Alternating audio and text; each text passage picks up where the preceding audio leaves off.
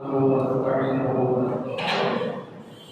ونعوذ بالله من شرور انفسنا وسيئات اعمالنا من يهده الله فلا مضل له ومن يضلل فلا هادي له واشهد ان لا اله الا الله وحده لا شريك له واشهد ان محمدا عبده ورسوله اللهم صل على محمد وعلى ال محمد كما صليت على ابراهيم وعلى ابراهيم انك حميد مجيد اللهم بارك على محمد وعلى ال محمد كما باركت على ابراهيم وعلى ابراهيم انك حميد مجيد اما بعد فقد قال الله تعالى في القران العظيم اعوذ بالله من الشيطان الرجيم اتقوا الله الذي تساءلون به والارحام ان الله كان عليكم رقيبا اتقوا الله وقولوا قولا سديدا يصلح لكم اعمالكم ويغفر لكم ذنوبكم ومن يطع الله ورسوله فقد فاز فوزا عظيما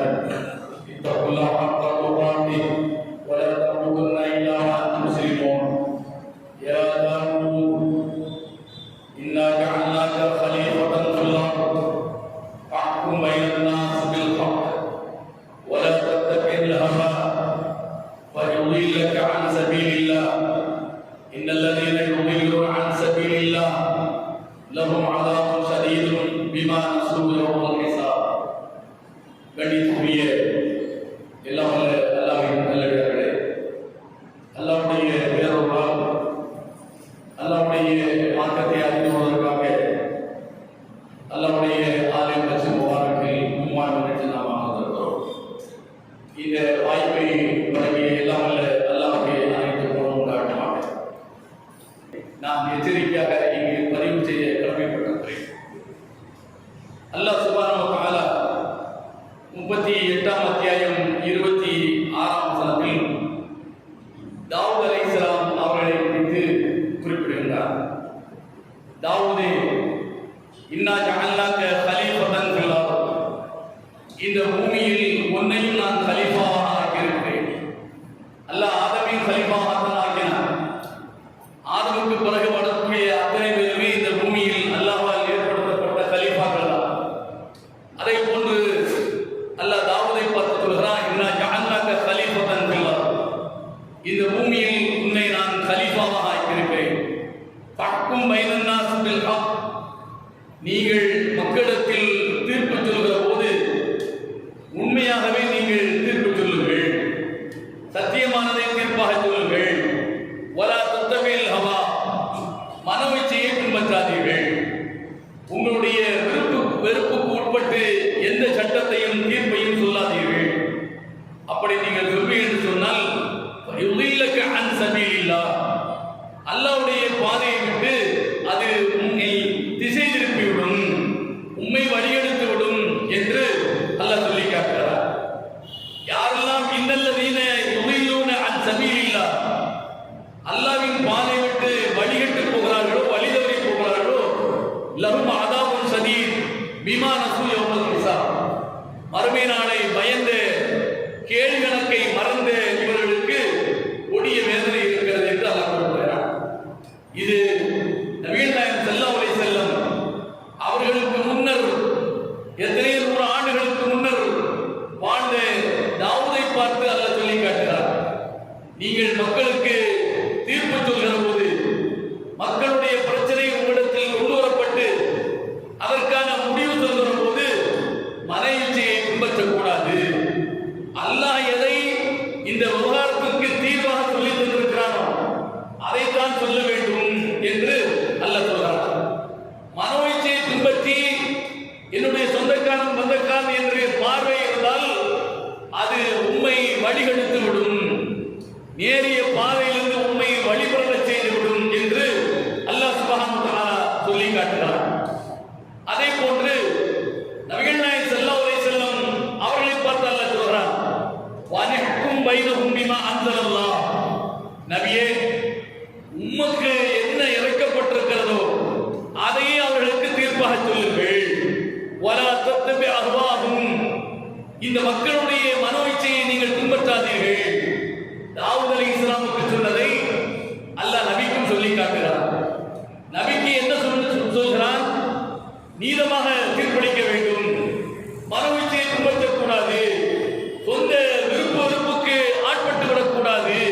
ஏன் இதை ஒவ்வொரு இறை தூதருக்கும் வலியுறுத்துவதனுடைய நோக்கம் என்னவென்றால், நாமெல்லாம் மனிதர்கள் தான். நம்மை விட இறை தூதர்கள் மேம்பட்டவர்கள், பல கோடி மடங்கு நம்மை விட உயர்ந்தவர்கள். அல்லாஹ்விடமிருந்து அவர்களுக்கு வகி வருகிறது, நமக்கு யாருக்கும் அல்லாஹ்விடமிருந்து வகி வருவதில்லை. ஆனாலும் அவர்கள் மனிதர்கள் தான்.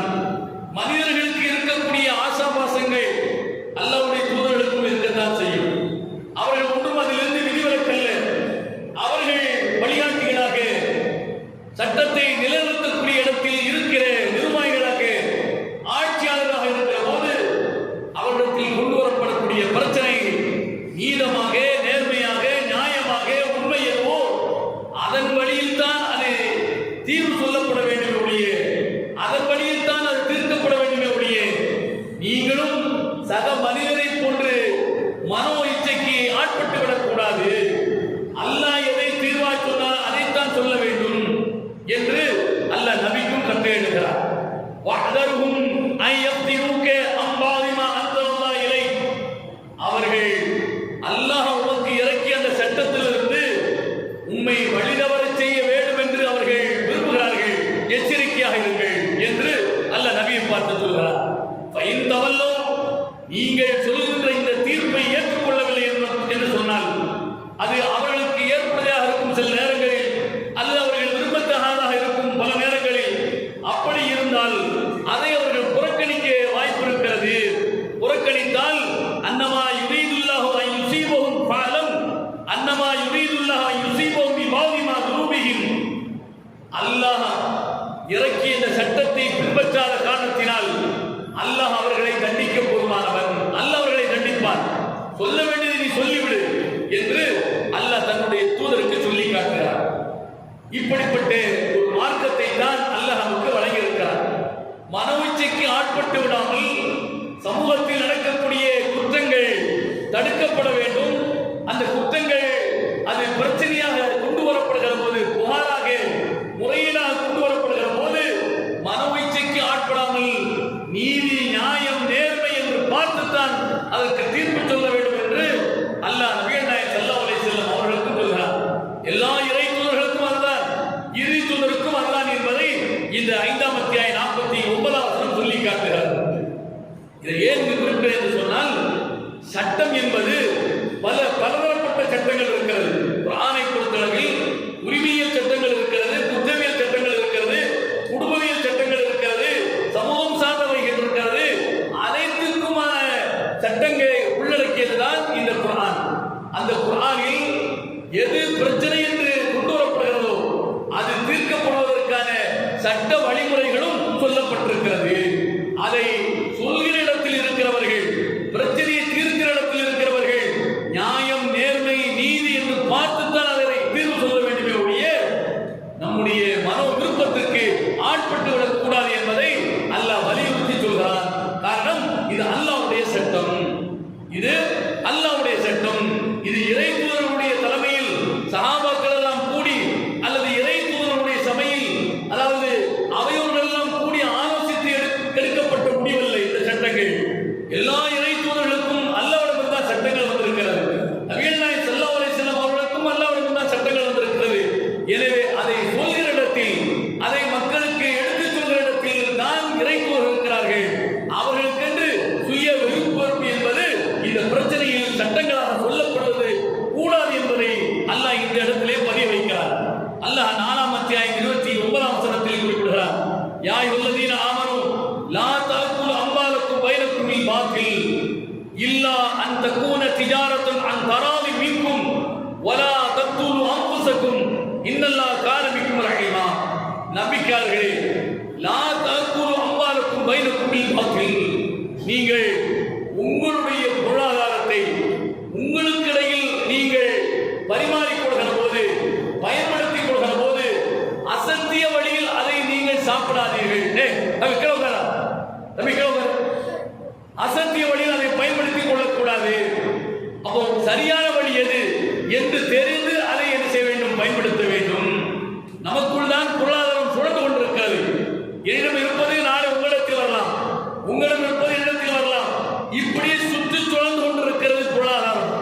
கைலா யக்கூன தூரத்தல் பைனல் அக்னியாயி மின்கும் அல்லாஹ் குர்ஆனில் சொல்கிறார். இது பணக்காரர்களுக்கு மட்டுமே இருக்கக்கூடிய பொருளாதாரம் அல்ல. இன்றைக்கு பணக்காரனாக இருப்பான், நாளைக்கு பரமையாளியாகி விடுவான். இன்றைக்கு பரமையாளியாக இருக்கிறவன் நாளை பணக்காரனாகி விடுவான். இது ஒரு காலச்சக்கரம், சுழன்று கொண்டே இருக்கும். அப்ப இப்படி பொருளாதாரம் சுற்றி கொண்டிருக்கக்கூடிய இந்த பொருளாதாரத்தை நீங்கள் பயன்படுத்துவதற்கு முன்னர் ஒரு கணம் யோசித்து பாருங்கள். இது சரியான வழி நமக்கு கிடைத்திருக்கிறதா? அதைத்தான் நாம் உணவாக உட்கொள்வோமா? அதைத்தான் உடையாக உடுத்துகிறோமா? அதைத்தான் உறைவிடமாக கட்டி வாழ்கிறோமா என்று நீங்கள் ஒரு கணம் யோசித்து பார்க்க வேண்டும் என்று அல்லாஹ் சொல்கிறார். யா அய்யுஹல்லதீன ஆமனூ லா தஅக்குலு அம்வாலக்கும் பைனக்குமில் பாத்தில், அசத்திய வழியில், பாத்திலான வழியில் ஒருவருக்கு ஒருவர் பொருளாதாரத்தை சாப்பிடாதீர்கள். இல்லா அன் தகூன திஜாரத்தன் அன் தராலின் மின்கும் என்று அல்லாஹ் சொல்கிறார். வியாபாரத்தின் அடிப்படையில் மன திருப்தியோடு ஒருவர் ஒருவருடைய பொருளாதாரத்தை எடுத்து பயன்படுத்துகிற போது ஆத்ம திருப்தியோடு இல்லை, இந்த பொருளை தான் அவரிடத்தில் விற்றிருக்கிறேன், இந்த பொருளுக்கான மதிப்பை தான் அவர் பொருளாதாரமாக தந்திருக்கிறார், இதை நான் பயன்படுத்துவதில் தவறில்லை என்கிற அந்த ஆத்மார்த்த திருப்தியோடு அந்த பொருளாதாரத்தை பயன்படுத்திக் கொள்ள வேண்டும், அந்த பொருளாதாரத்தை உட்கொள்ள வேண்டும் என்று அல்லாஹ் சொல்கிறான். வலா தத்துல் அன்ஃபுஸக்கும் இன்னல்லாஹ் கான பிக்கும் ரஹீமா. நீங்கள் உங்களையே மாய்த்துக் கொள்ளாதீர்கள். அல்லாஹ் பொருளாதாரத்தை குறித்து அல்லாஹ் ஒரு சட்டத்தை போடுகிறார். ஒருவருக்கொருவர் சம்பந்தப்பட்ட பொருளாதாரத்தை மற்றவர் பயன்படுத்த வேண்டும் என்று சொன்னால் அதற்கு வியாபாரம் என்ற வழிமுறையை பயன்படுத்தித்தான் அதை பயன்படுத்த வேண்டும். இது பொருளாதார ரீதியான சட்டங்கள். நபிகள் நாயகம் ஸல்லல்லாஹு அலைஹி வஸல்லம் அவர்கள் இந்த பொருளாதார ரீதியாக நமக்கு காட்டிய இந்த வழிமுறைகளை, குர்ஆன் நமக்கு சொல்லித் தந்திருக்கிற இந்த வழிமுறைகளை மீறுகிற போது அது பொருளாதார குற்றங்களாக அது பார்க்கப்படும். பொருளாதார குற்றங்கள் சமூகத்தில் நடக்கிறது என்று சொன்னால் அதை எப்படி தீர்ப்பது, அதற்கான தீர்வையும் இஸ்லாம் நமக்கு சொல்லி காட்டுகிறது. என்ன சொல்கிறது? நபிகள் நாயகம் ஸல்லல்லாஹு அலைஹி வஸல்லம் அவர்கள் சொல்லக்கூடிய ஒரு செய்தியை அபூ ஹுரைரா ரலியல்லாஹு தஆலா அவர்கள் அறிவிக்கிறார்கள். புகாரியில் 2449வது செய்தியாக நாம் பார்க்கிறோம். நபிகள் நாயகம் ஸல்லல்லாஹு அலைஹி வஸல்லம் அவர்கள் சொல்கிறார்கள், மன் கானத் லஹு மظلمۃ லிஅஹதின் மின் அர்லிஹி அவ் ஷைஇன் ஃபல்யதஹல்லல் மின்ஹு அல்-யௌம். ஒரு மனிதனிடத்தில் அவனுடைய மானம் சம்பந்தப்பட்டு அல்லது அவனுடைய பொருளாதாரம் சம்பந்தப்பட்டு ஏதோ ஒன்று அநியாயம் நடந்திருக்கிறது என்று தெரிய வருகிறது. ஒரு மனிதனுடைய மானம், அதாவது ஒரு மனிதனுடைய மானம் வழிநீக்கப்பட்டிருக்கிறது, இழிவுபடுத்தப்பட்டிருக்கிறது. ஒரு மனிதனுடைய ஏதோ ஒன்று, ஒரு பொருள், அதில் அநியாயம் நடத்தப்பட்டிருக்கிறது. அப்போ அவர் பாதிக்கப்பட்டிருக்கிறார், மானத்தால் பாதிக்கப்பட்டிருக்கிறார், பொருளாதாரத்தால் பாதிக்கப்பட்டிருக்கிறார். இந்த பாதிப்பை ஏற்படுத்தியவர் நிச்சயமாக ஒருவர் இருப்பார். அப்படிப்பட்ட ஒரு நிலை இருக்கும் என்று சொன்னால் அந்த அநியாயக்காரன், அந்த அநியாயம் செய்தவன் இந்த நாளில் அவர் போய் அதற்கான பரிகாரத்தை, அதற்கான அதாவது நிவர்த்தியை அவர் செய்து கொள்ளட்டும். உங்களுடைய மானத்தினால் விளையாடி இருந்தால் இந்த உலகத்திலேயே உங்களிடத்தில் வந்து உங்களை நான் தவறாக நான் பேசிவிட்டேன், உங்களுடைய மானத்தில் நான் விளையாடிவிட்டேன், என்னை மன்னித்து விடுங்கள் என்று நான் உங்களிடத்தில் வந்து கேட்க வேண்டும். பொருளாதார ரீதியாக உங்களிடத்தில் நான் தவறாக நடந்திருந்தால் நான் உங்களிடத்தில் வர வேண்டும். நான் இது மாதிரி உங்களுடைய பொருளாதாரத்தை எடுத்து நான் சாப்பிட்டு விட்டேன், உங்களுக்கு தெரியாமல் அதை நான் பயன்படுத்தி விட்டேன், இந்த பொருளாதாரம் இதை வைத்துக் கொள்ளுங்கள், இது உங்களுடைய பொருளாதாரம், என்னிடத்தில் நம்பி ஒப்படைக்க அந்த நேரத்தில் அதை நான் தவறாக பயன்படுத்தி விட்டேன், இந்தாங்க புடிங்க என்று கொடுத்து நான் இப்படி தவறாக பயன்படுத்தியதற்காக என்னை மன்னித்துக் கொள்ளுங்கள் என்று இந்த உலகத்திலேயே அதற்கான பரிகாரத்தை, அதற்கான நிவர்த்தியை அவர் கேட்டு பெற்றுக் கொள்ளட்டும் என்று நபிகள் நாயகம் ஸல்லல்லாஹு அலைஹி வஸல்லம் அவர்கள் சொல்லி காட்டுகிறார்கள். இதற்கு முன்னர் கபல அல்லாஹ் யகூன தீனாரும் வலா திர்ஹமுன், நாளை மறுமையில் இந்த பொருளாதாரம், இந்த தங்க காசு, இந்த வெள்ளி காசு எதுவுமே நாளை மறுமையில் பயன் தராது. மற்றவருடைய பொருளாதாரத்தை நான் அபகரித்து அநியாயமாக நான் வாங்கி இந்த உலகத்தில் ஆகா ஓகே என்று நான் வாழ்ந்திருக்கலாம். ஆனால் நாளை மறுமை என்று போகும்போது அல்லாஹ் சுப்ஹானஹு வ தஆலா என்னை தண்டிக்கிற நேரத்தில் இவனிடமிருந்து நான் அநியாயமாக சேர்த்த பொருளாதாரம் இருக்கிறது, இதை பிடித்துக்கொள், இதை வாங்கிக்கொள், தண்டனையிலிருந்து என்னை காப்பாற்றி விடு என்று சொன்னால் அது நடக்க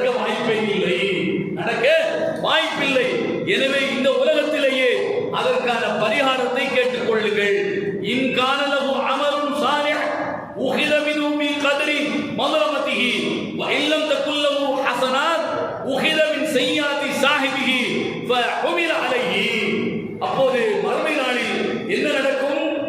இவன் அநியாயக்காரனாக இருப்பான், அவன் பாதிக்கப்பட்டவனாக இருப்பான், அவனுடைய பொருளாதாரத்தை இங்கு நன்றாக சுரண்டி இருப்பான். இவன் இப்படி சுரண்டி இருக்கிற போது இந்த உலகத்தில் போய் அந்த பொருளாதார குற்றத்திற்காக நான் தவறிகள் விட்டேன் என்று அவனுக்கு மன்னிப்பு கேட்டு அதற்கு ஈடு செய்யாமல் செத்து போனால் நாளை மறுமையில் அல்லாஹ் என்ன செய்வான்? ரெண்டு பேருக்கு மத்தியில் அல்லாஹ் தீர்ப்பு சொல்லுவான். என்ன தீர்ப்பு சொல்லுவான்? எவன் அநியாயம் இழைத்தானோ அவனுடைய நன்மைகள் என்ன என்று பார்ப்பான். அந்த நன்மைகளை பிடுங்கி பாதிக்கப்பட்டவனுக்கு அவன் கணக்கில் இவன் நன்மை அல்லாஹ் வர வைப்பான். இவனுக்கு நன்மையே இல்லை. யாரிடத்தில்? அநியாயம் இழைத்தவனுக்கு நன்மை இல்லை. அப்போ என்ன செய்வான்? மறுமையில் அந்த பாதிக்கப்பட்டவனுக்கான இல்லையா அவனுடைய கணக்கில் சில தீமைகள் இருக்கும். அந்த தீமை எடுத்து இந்த அநியாயக்காரன் கணக்கில் அல்லாஹ் வர வைத்து விடுவான். கடைசியில் இந்த அநியாயக்காரனுடைய கணக்கு புத்தகத்தை பார்த்தால் முழுக்க முழுக்க தீமைகள் தான் இருக்கும். அவன் நரகத்தில் தூக்கி எறியப்படுவான் என்று நபிகள் நாயகம் ஸல்லல்லாஹு அலைஹி வஸல்லம் சொல்கிறார்கள். பொருளாதார குற்றங்கள் நடக்கிற போது இந்த உலகத்திலே அதற்கான பரிகாரத்தை காண வேண்டும் என்பதை அல்லாஹ்வுடைய தூதருக்கு சொல்லித் தருகிறார்கள். பொருளாதார குற்றம் நடக்கக்கூடாது என்பதற்கான வழிமுறை சொல்லித் தரப்பட்டிருக்கிறது. நடந்துவிட்டால் அதற்கான தீர்வு என்ன என்பதும் நமக்கு சொல்லித் தரப்பட்டிருக்கிறது. அதே போன்று குற்றவியல் எத்தனையோ குற்றங்கள் நடக்கிறது, அதற்கான தீர்வை இஸ்லாம் சொல்லித் தருகிறது. என்ன சொல்கிறது? وَكَتَبْنَا عَلَيْهِمْ فِيهَا أَنَّ النَّفْسَ بِالنَّفْسِ وَالْعَيْنَ بِالْعَيْنِ وَالْأَنْفَ بِالْأَنْفِ وَالْأُذُنَ بِالْأُذُنِ وَالسِّنَّ بِالسِّنِّ وَالْجُرُحَ قِصَاص என்று அல்லாஹ் சொல்லி காட்டுகிறார். முந்தைய வேதங்களில் இதைத்தான் நாம் அதாவது குற்றவியலுக்கான சட்டங்களாக எழுதி வைத்திருக்கிறோம். وَكَتَبْنَا عَلَيْهِمْ فِيهَا முந்தி வாழ்ந்த அந்த வேதக்காரர்களுக்கு நாம் விதியாக்கி இருக்கிறோம். உயிருக்கு உயிர், வல் ஐன பில் ஐன் கண்ணுக்கு கண், வல் அன்ஃப பில் அன்ஃப் மூக்குக்கு மூக்கு, வல் உதுன பில் உதுன் காதுக்கு காது, வல் சின்ன பில் சின் பல்லுக்கு பல், கண்ணுக்கு கண்ணு காதுக்கு காது உயிருக்கு உயிர். ஒருவனுடைய உயிரை அநியாயமாக ஒருவன் பறித்து விட்டால், கொலை செய்து விட்டால் கொலைகாரனுடைய உயிரை பறிக்க வேண்டும். ஒருவனுடைய கண்ணை ஒருவன் குத்தி கோரையாக்கி விட்டால் கோரையாக்கியவனுடைய கண்ணை குத்தி கோரையாக்க வேண்டும். ஒருவனுடைய பல்லை ஒருவன் அடித்து உடைத்து விட்டால் அவனுடைய பல்லை அடித்து உடைக்க வேண்டும். ஒருவன் காயப்படுத்தி விட்டால் வல் ஜுருஹ கிசாஸ் என்று அல்லாஹ் சொல்கிறான். காயப்படுத்தி விட்டால் அதே அளவுக்கு காயப்படுத்த வேண்டும் என்று உறுப்புக்கு உறுப்பு, காயத்திற்கு காயம். இப்படித்தான் அவர்களுக்கு குற்றவியல் சட்டங்கள் விதியாக்கப்பட்டன என்று அல்லாஹ் சுப்ஹானஹு வ தஆலா சொல்லி காட்டுகிறார். இதான் அதற்கான பரிகாரம். இப்படி செய்தால் மட்டும்தான் வலக்கும் ஃபில் கிசாஸ் ஹயாத்துல் யௌமில் அல்பாப். இப்படி பழிக்கு பழி வாங்கினால் மட்டும்தான் இந்த மனித சமூகம் நிம்மதியாக வாழ முடியும். மனித சமூகம் நிம்மதியாக வாழ முடியும். வமல்லம் யஹ்கும் பிமா அன்ஸலல்லாஹ், யார் இந்த அல்லாஹ்வுடைய சட்டத்தின்படி தீர்ப்பு சொல்லவில்லையோ உலாயிக ஹுமுல் ஸாலிமூன், இவர்கள் அநியாயக்காரர்கள், இவர்கள் அக்கிரமக்காரர்கள் என்று 5ஆம் அத்தியாயம் 45ஆம் வசனத்தில் அல்லாஹ் சொல்லி காட்டுகிறார். குற்றவியல் குற்றங்கள், பெரும் குற்றங்கள் நடந்துவிடக் கூடாது. நடந்தால் அதற்கு என்ன தீர்வு, அதற்கு என்ன தண்டனை, அதையும் குர்ஆன் சொல்கிறது. நபிகள் நாயகம் ஸல்லல்லாஹு அலைஹி வஸல்லம் அவர்கள் காலத்தில் நடந்த ஒரு செய்தியை மட்டும் இங்கு நான் குறிப்பிட கடமைப்பட்டிருக்கிறேன். அபூ ஹுரைரா ரலியல்லாஹு அன்ஹு அவர்கள் அறிவிக்கிறார்கள்.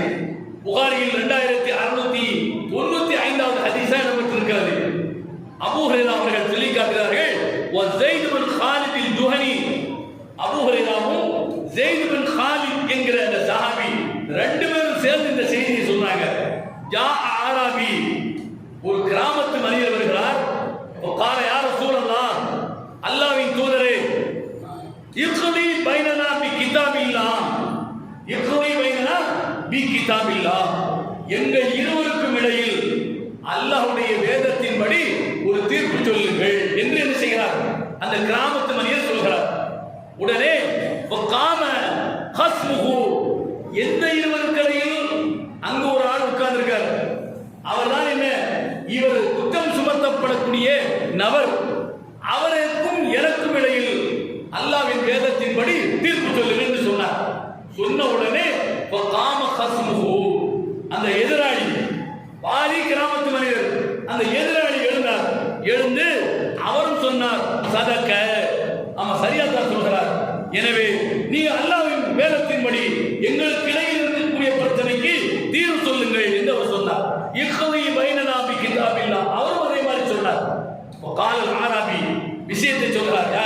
அந்த கிராமத்து மனிதர் சொல்கிறார், ஃபகால் ஆராபி இன்னபனி கான அசீஃபன் அலா ஹாதா, என்னுடைய மகன் இந்த இருக்கிற எதிராளி இவருடைய மனைவிடத்தில் அவன் உறவு வைத்துக் கொண்டான், அவன் விபச்சாரம் செய்து விட்டான்.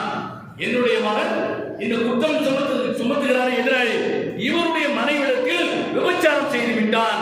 கான அசீஃபன் அலா ஹாதா ஃபஸனா பிம்ரதிஹி, இவருடைய மனைவியோடு விபச்சாரம் செய்து விட்டான்.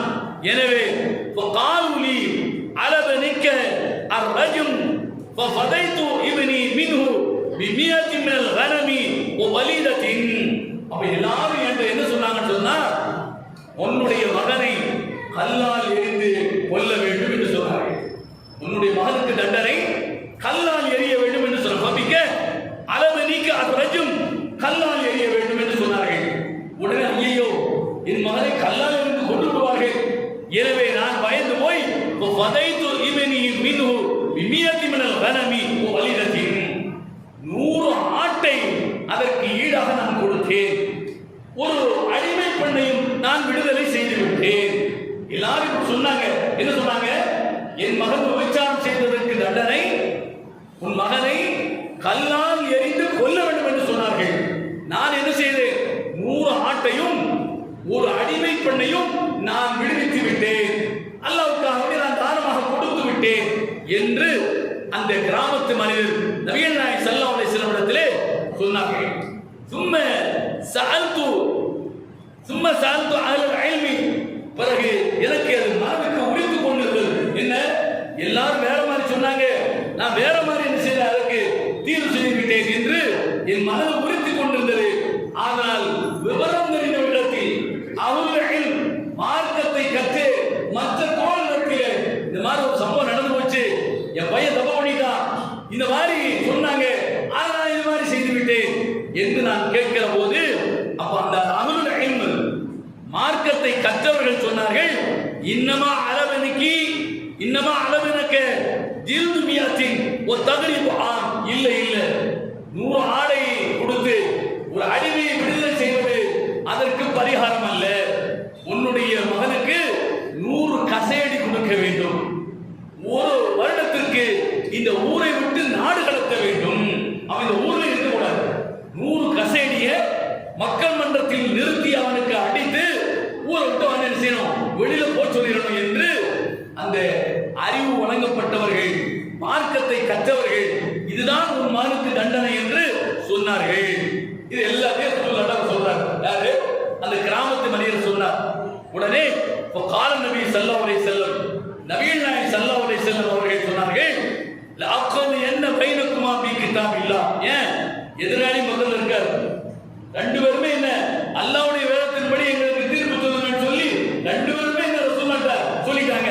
ஆனா தனக்கு நடந்ததை, தான் செய்ததை, இப்படித்தான் நான் செய்திருக்கிறேன், இப்படிதான் எனக்கு சொன்னாங்க, நான் மாற்றி செய்துட்டேன் என்றும் அந்த கிராமத்து மனிதர் நபியிடத்தில் என்ன செய்தார், நடந்தவற்றை அப்படி உள்ளபடி சொல்லிவிட்டார்.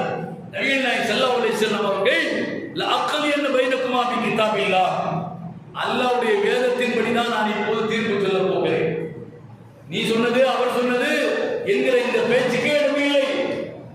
இந்த மாதிரி ஒரு மகன் என்றால் அவன் திருமணம் முடிக்காதவன், அவள் இந்த குற்றம் சுமத்தப்பட்ட எதிராளியுடைய மனைவி, அவள் திருமணம் முடித்தவள். அப்ப இந்த 2 குற்றவாளிகளுக்கு இவனுக்கு என்ன தண்டனை, அவளுக்கு என்ன தண்டனை, இது அல்லாஹ்வுடைய வேதத்தின்படி தான் நான் சொல்ல போகிறேன் என்று நபிகள் நாயகம் ஸல்லல்லாஹு அலைஹி வஸல்லம் சொல்லிவிட்டு சொன்னார்கள், அம்மல் வலீதத்து வல் கனமு ஃபரத்துன் அலை, நீ கொடுத்த அந்த 100 ஆடு நீயே வாங்கிக்கோ, அடுத்து நீ விடுதலை செய்த அந்த அடிமை பெண்ணிருக்கா இல்லையா, அவளையும் நீனே எடுத்துக்க, அதை யாருக்கு நீ கொடுக்கணும் தேவையில்லை, 100 ஆடை கொடுக்கணும் தேவையில்லை என்று சொல்லிவிட்டு வஅலபனிக்க ஜல்து மியத்தின் வ தக்ரீபு ஆமீன், அந்த அறிவாளிகள் சொன்னார்கள் இல்லையா, மார்க்கத்தை கற்றுணர்ந்து தோழர்கள் சொன்னார்கள் இல்லையா, என்ன சொன்னார்கள், 100 கசையடியும் நாடு கடத்துவதும் தான் இந்த உன் மகனுக்கு தண்டனை என்று சொன்னார்கள் இல்லையா, அதைத்தான் நபிகள் நாயகம் ஸல்லல்லாஹு அலைஹி வஸல்லம் சொன்னார்கள். 100 கசையடி அடிக்க வேண்டும், அவரை நாடு கடத்த வேண்டும், 100 கசையடி அடிக்க வேண்டும், நாடு கடத்த வேண்டும் என்று சொன்னார்கள். சொல்லிவிட்டு வஸல்லம் அம்மா அன்தயா உனைஸ், அந்த பொம்பளை இருக்கா இல்லையா, அந்த பொம்பளைக்கு என்ன தண்டனை சொல்றமா இல்லையா, நபிகள் நாயகம் ஸல்லல்லாஹு அலைஹி வஸல்லம் அவங்க உனைஸ் என்கிற அந்த எதிராளியை கூப்பிட்டார்கள். யா உனைஸ் வா, நீ ரஜுலின், நீ ஃபவது அலா இம்ராத்தின் ஹாதா, இந்த பெண்ணிடத்துல போய் அவடத்துல போய் இது மாதிரி தப்பு பண்ணாயா, இந்த இந்த பையனோடு நீ உறவு வைத்துக் கொண்டாயா, விபச்சாரம் செய்தாயா என்று கேளுங்கள். என்ன அப்படி கேட்டால், கேட்கிற போது அவள் ஒத்துக்கொண்டு விட்டால் எந்த சாட்சியும் தேவையில்லை. இல்லை என்றால் விபச்சார குற்றத்திற்கு 4 கண்கண்ட சாட்சிகள் தேவை. பேனா மைக்கூட்டில் பேனாவை விட்டு எடுப்பதை போன்று இந்த 4 பேரும் என்ன செய்ய வேண்டும், கண்ணால் பார்த்திருக்க வேண்டும். 4ல 3 பேரும் பார்த்திருக்காங்க, ஒரு ஆள் பார்க்கல என்று சொன்னால் அந்த 3 பேருக்கு கசேடி கிடைக்கும், அவரும் சொன்னதற்காக.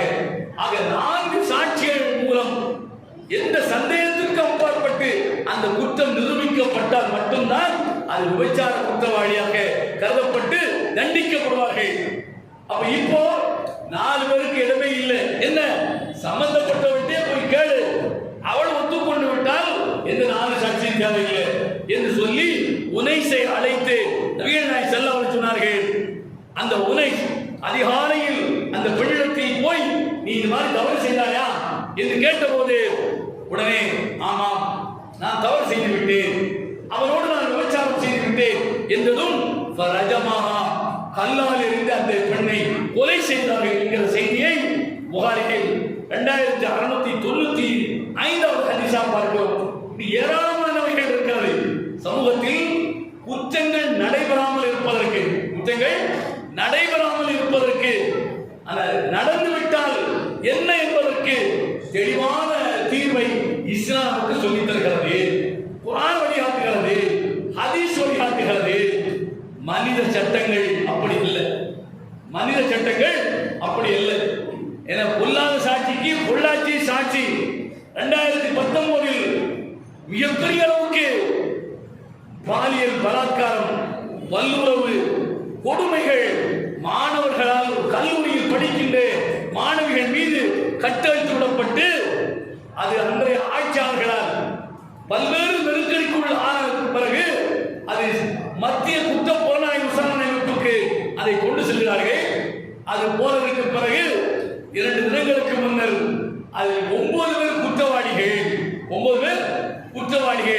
அதில் கிட்டத்தட்ட 2000 வீடியோ கொடுக்கிறது. எத்தனை பேர் சம்பந்தப்பட்டிருக்கிறார்கள். இது ஆளும் வர்க்கத்தை சார்ந்த பலருக்கு இதில் தொடர்பு இருக்கிறது, அவருக்கு தொடர்பு இருக்கிறது, இவருக்கு தொடர்பு இருக்கிறது. எல்லாத்தையும் அவுத்து விட்டுட்டு கடைசியில் 9 பேர் மட்டும்தான் குற்றவாளி. இந்த குற்றவாளிகளுக்கு தண்டனை என்ன, சாகும் வரை சிறை கொட்டடி என்று என்ன கீழ் நீதிமன்றம் ஒரு தண்டனை அறிவித்திருக்கிறது. இது இன்னும் உச்ச நீதிமன்றம் வரைக்கும் போக இருக்கு. அங்க போகும்போது என்ன ஆகும் நமக்கு தெரியாது. ஏன் நாட்டை ஆளுகிறவர்கள் சட்டம் ஒழுங்குகள் எல்லாமே இது மாதிரி சாட்டையால் முச்சந்தியில் நிறுத்தி அடிக்கப்பட வேண்டியவர்கள். அப்படிப்பட்ட குற்றவாளிகள் தான் இவங்க சட்டங்களை போடுகிறார்கள். அப்படிதானே இல்லையா? கர்ண கொடூரமாக, அதாவது குஜராத்தில் நடந்த அந்த மாபாதக கொலைக்கு கொலைகாரர்கள் 11 பேர் குற்றவாளிகள், கொலைகாரர்கள் என்று நீதிமன்றம் தீர்ப்பு சொல்லி அவர்கள் சிறை கொட்டடியில் அடைக்கப்பட்டார்கள். குறிப்பிட்ட நாளுக்கு பிறகு அவர்களுக்கு சாதகமான மாநில அரசாங்கம் வருகிற போது நல்லெண்ணத்தின் அடிப்படையில் விடுவிக்கப்படுகிறார்கள். மனிதனுடைய விருப்பு வெறுப்புக்கு சட்டங்கள் துணை நிற்கின்றன. அந்த சட்டத்தை உருவாக்குகிற இடத்தில் இந்த குற்றவாளிகள் தான் இருக்கிறார்கள். அது பாராளுமன்றமாக இருந்தாலும் சரி, அது மாநில சட்டமன்றங்களாக இருந்தாலும் சரி, சட்டம் என்று சமூகத்தில் ஏற்படுகிற பிரச்சனைகளுக்கான தீர்வாக சட்டத்தை உருவாக்கக்கூடிய இடத்தில் இதே போன்ற குற்றவாளிகள் தான், கிரிமினல்கள் தான். வேறு எந்த காலத்திலும் இல்லாத அளவுக்கு இந்த காலத்தில், இந்த பாசிச அரசு நடைபெற்றிருக்கக்கூடிய இந்த காலத்தில் குற்றவாளிகள் தான் என்ன அதிகமாக நாட்டை ஆளுகின்ற நாடாளுமன்றத்தில் உறுப்பினர்களாக இருக்கிறார்கள். இதில் பெண்கள் அதிகமாக இருக்கிறார்கள். சர்வசாதாரணமாக இந்த குற்றங்கள், சமூக குற்றங்கள், அவலங்கள் அரங்கேற்றப்படுவதற்கு எது காரணம் நினைக்கிறீர்கள்? இது போன்ற தடவி விடுவதற்கான சட்டங்கள் தான் காரணம். மனமாச்சரியங்களுக்கு உட்பட்டு உருவாக்கப்படுகிற, இயற்றப்படுகிற சட்டங்கள் தான் காரணம். வேண்டியவனுக்கு ஒன்று, வேண்டாதவனுக்கு ஒன்று, வலியவனுக்கு ஒன்று,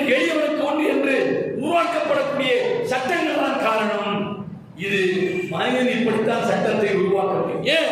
அவனும் அபிலாஷைக்கு உட்பட்டவன் தான், அவனும் ஆசாவாசத்துக்குரியவன் தான், அவனுக்கும் சொந்த பந்தம் என்று அவனுக்கு அது கண்ணை மறைக்கும். ஐயோ இவர் இருக்க மாட்டாரு, நிச்சயமா தப்பு இருக்க மாட்டாரு என்று முதல்ல அவன் முடிவு செய்து விடுவான். முடிவு செய்துவிட்டு தான் அதுக்கப்புறம் இவரான சொல்லி டேபிள தட்டுவாங்க. அப்புறம் டேபிள தட்டும்போது கடைசியில் என்ன அவர் விடுவிக்கப்படுவான், அப்பாவி மாட்டிக்கொள்வான். இப்படிதான் நாட்டில் குற்றவாளிகள் சர்வ சாதாரணமாக தங்களுடைய அதாவது குற்றங்களை அரங்கேற்றி கொண்டிருக்கிறார்கள். இது நிச்சயமாக நடைபெறக்கூடிய இனி நடக்க இருக்கக்கூடிய குற்றங்களுக்கு இது தீர்வாக இருக்குமா என்று சொன்னால், சாகுவரை சிறை கொட்டடி என்பது அதற்கு தீர்வா? நிச்சயமா தீர்வல்ல. சிறை கொட்டடி என்பது என்ன? பசினி பட்டிமா கடந்து உருவாக்க செத்து போகக்கூடியமா? அது இல்ல. கொண்டாட்டி கொள்ள வேண்டாங்க, இருக்க மாட்டாங்க, உங்களுடைய மத்த எல்லாமே அங்க கிடைக்கும். உங்களுடைய என்னுடைய வரிப்பணம் எல்லாமே அவர்களுக்கு சக வாழ்வை சிறைகளை தந்து கொண்டிருக்கும். இதுல என்ன பெரிய அவர்களுக்கு அதாவது இழப்பு இருக்கிறது? எந்த இழப்பும் இல்லை. இதனால் இதை பார்க்கிறவன் நாளை நமக்கும் சாகுவரை சிறை கொட்டடிதான் என்று சொல்லி அவன் குற்றத்தை செய்வானா அல்ல குற்றத்திலிருந்து தன்னை விடுவித்துக் கொள்வானா நன்றாக யோசித்து பாருங்கள். ஆதரவு இஸ்லாம் இது மாதிரியான கர்ம கொடூரமான சமூகத்தை சீரழிக்கக்கூடிய இந்த குற்றங்களுக்கான தண்டனை என்பது அது திருமணம் முடித்தவன் விபச்சாரம் செய்தால், அவன் பாலியல் பலாத்காரம் செய்தால், அவன் வல்லுறவு செய்தால், கொலை செய்தால், திருடினால், ஒருவனை குத்தி காயப்படுத்தினான், அதே போன்ற அடிப்படையில் உச்சத்தையில் நிறுத்தி அவன் தண்டிக்கப்பட்டால் மட்டும்தான் அவனை பார்க்கிற மற்றவர்கள் அது போன்ற எண்ணத்திலிருந்து தங்களை காத்துக் கொள்வார்கள். சமூகத்தில் குற்றங்கள் குறையும். இதைத்தான் இன்றல்ல 1450 ஆண்டுகள் அல்ல, அதற்கு முன்னே இருந்து மனிதனுடைய மனமாச்சரியங்களை புரிந்து கொண்டு அல்லாஹ் சொல்லித் தரப்பட்ட சட்டம் அது இன்றைக்கும் மெய்ப்பித்துக் கொண்டிருக்கிறது என்பதை கூறி நிறைவு செய்கிறேன். வாஹல்லா அல்ஹம்துலில்லாஹி ரப்பில் ஆலமீன்.